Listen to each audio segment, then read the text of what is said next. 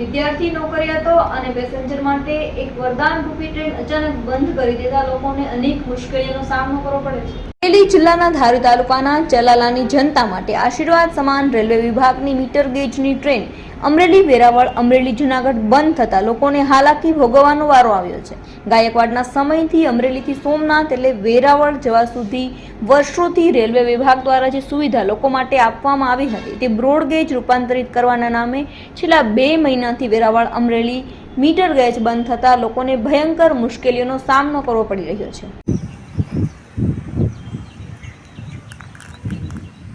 હવે અમારા 4 મહિનાથી આશરે ટ્રેન બંધ છે. મીટર ગેજ ટ્રેન ચાલુ હતી.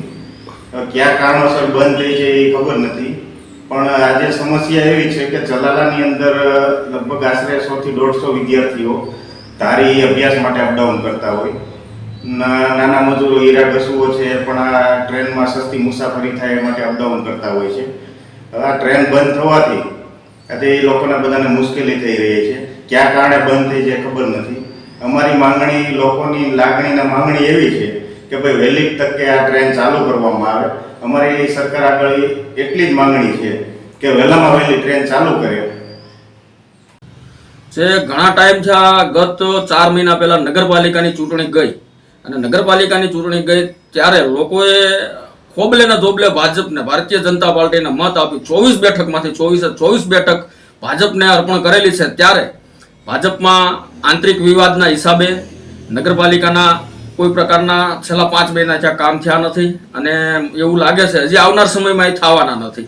પ્લસ બીજા નંબરમાં ઘણા ટાઈમ થયા ચલાલાથી ટ્રેન પસાર થતી હતી. આપણે અમરેલીથી વેરાવળ, અમરેલીથી જુનાગઢ અને અમરેલીથી વેરાવળ 3 ટ્રેન આવતી હતી અને 3 ટ્રેન જતી હતી દિવસ દરમિયાન. જે ગવર્મેન્ટના નિયમ મુજબ ક્યાંક કામગીરી છે કે જે હોય તે ટ્રેન બંધ કરવામાં આવી છે અને ધારી ચલાલામાં 11-12 ધોરણ છે નહીં ભાજપના રાજમાં.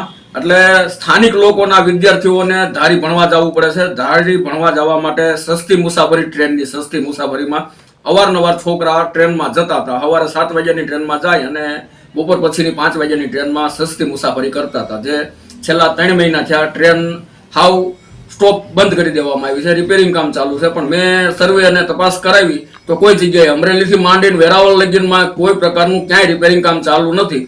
તો પછી મારે ભાજપ સરકારને પૂછવાનું એક જ કારણ છે કે ભાઈ કયા કારણોસર ટ્રેન બંધ છે. ટ્રેન બંધ હોય, રિપેરિંગ ચાલુ હોય તો ક્યાંય રિપેરિંગ ચાલુ થતું નથી ને છે નહીં. તો કેટલા ટાઈમ લગીનમાં રિપેરિંગ કામ થયું કરવાનું છે, કેટલા ટાઈમમાં ટ્રેન ચાલુ થાય, અને જો રિપેરિંગ કામ ન કરવાનું તો રાપેદા મુજબ આપણે જે ટ્રેન ચાલુ હતી પાછી રેગ્યુલર ટ્રેન ચાલુ કરી દો, એવી જ મારી માગણી છે. અમારી સમસ્યા એવી છે ચલાલાની કે વર્ષોથી આ મીટર ગેજ ટ્રેન હતી એ બંધ કરવામાં આવી છે ને 2 વર્ષ પહેલાં બ્રોડ ગેજ મંજૂર થયેલી અમરેલીથી વિસાવદર એ કયા કારણોસર બંધ રહી એ ખબર નથી. અનેક રજૂઆત કરતાં એવું જાણવા મળ્યું કે ભાઈ જંગલ ખાતાવાળાએ મંજૂરી નથી આપતા. તો સરકારને મારું એ કહેવાનું કે જંગલ ખાતું તમારું છે કે બહાર પાકિસ્તાનવાળાનું છે?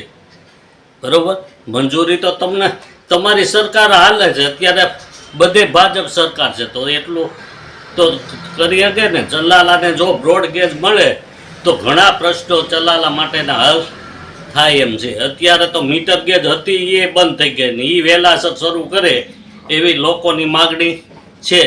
અને મીટર અત્યારે બધાને જુનાગઢ, વેરાવળ જવા માટે બહુ તકલીફ પડે છે. ફરીને જવું પડે છે અને લોકો અત્યારે બહુ હેરાન થાય છે.